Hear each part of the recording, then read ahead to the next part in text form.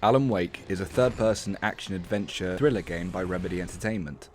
Originally released on May 14th, 2010, Alan Wake got itself a remaster on October 5th, 2021, allowing people to test out the old game before its fast-approaching sequel. With Alan Wake 2 set for a 2023 release, let's see if it's worth either refreshing yourself or experiencing the original for the first time. Let's begin.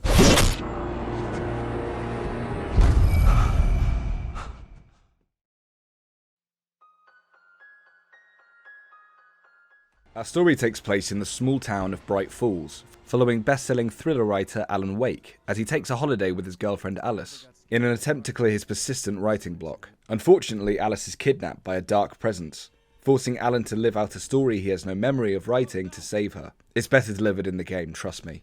The narrative is genuinely interesting, as we watch Alan struggle through awful circumstances, unsure whether he is a reliable narrator, and Alan likes to narrate. A lot. It's not too bad considering he is a writer, but sometimes he will say things I can clearly see.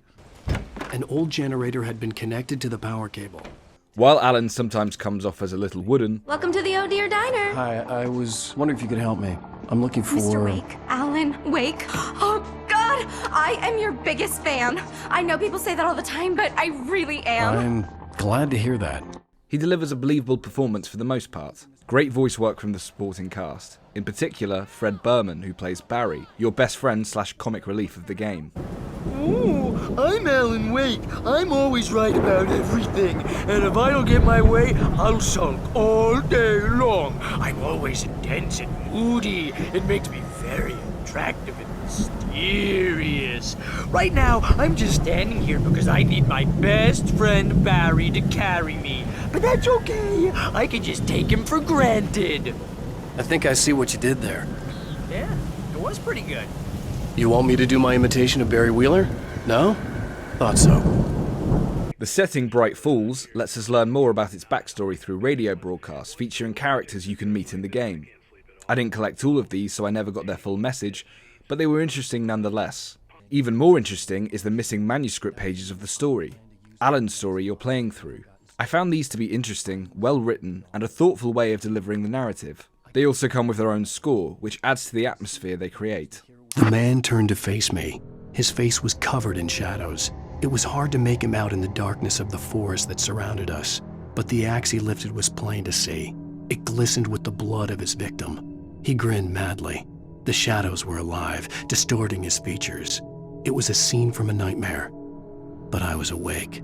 I wish the same could be said for the game's TV show, which is dreadful, but more on that later. Alan Wake features a dark story that will leave you tensed throughout.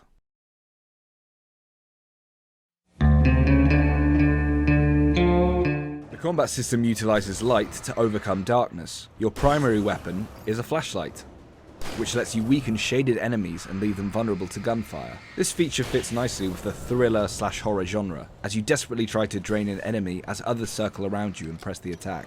Alan has a few options on how to take down the Taken. Revolvers for quickly dispatching grunt enemies, shotguns for when they get too close, flare guns for the big guys, and smoke grenades to quickly clear a space. The advantages and disadvantages of these weapons allow for tactical, engaging gameplay as you rapidly switch between them depending on the situation. They also all feel impactful as enemies barrel over themselves from the force of the gun. A small gameplay feature I appreciated was tapping square to reload quicker. Just a simple cool idea that gives me a gameplay option where I would normally just be waiting for an animation to play out. It's easy to be overwhelmed by the Taken, however a mix of these tactics should leave you with little issue. Unfortunately, Alan's Wake gameplay loop did get repetitive, following the formula of running through an area, fighting enemies, collecting ammo to fight more enemies, and solving an easy puzzle now and then. This isn't helped by the lack of enemy variety. There's a grunt guy, a big guy, a speedy guy, and maybe a car now and then. While these enemies offer a fresh challenge when first introduced, you quickly find out the most effective means to deal with them and do it over and over again. Annoyingly, the game will lock you into actions and won't let you cancel when an enemy approaches. At least not quickly, resulting in unfair deaths. Strangely, the game chooses to show you where an enemy is coming from most of the time, killing the anticipation of combat. What's stranger is sometimes it didn't do this, making me spin on the spot with my flashlight desperately trying to find where they were coming from. The latter is much more impactful, but perhaps they tested this and it became too annoying to deal with for the whole game. The sequel needs a lot more variety, different light-based weapons, different enemy types and tactics, and perhaps more intimate, slow horror moments as opposed to constant action. The driving segments are a nice break, but the driving is just about usable. Nothing to write home about. The vehicles feel floaty and never let you go at a satisfying speed. Finally, the boss battles are pathetic. They're normally just big construction tools that have been tainted by the darkness. Their mobility is limited, so they're easy to dodge. They don't use projectiles, so if their attack misses you, they have large long openings and they're just far too easy. I should be more worried about bosses than I am about the grunts. Despite all of this, Alan Wake stands alone with its light versus dark combat system. It will be interesting to see what the devs do to shake it up for the sequel.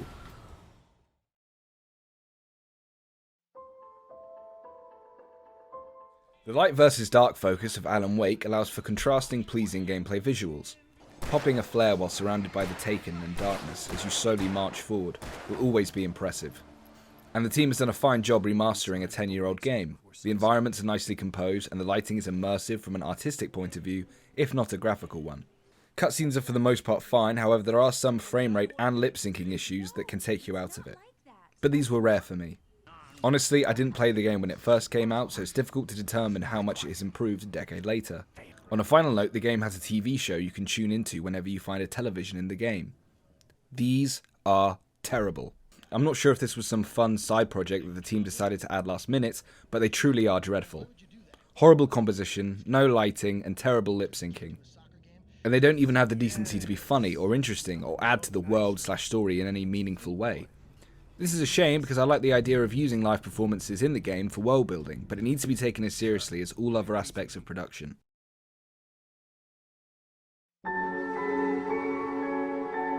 The sound design of Alan Wake is one of the best features of the game.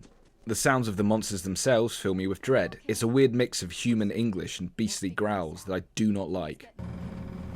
It's rabbit season!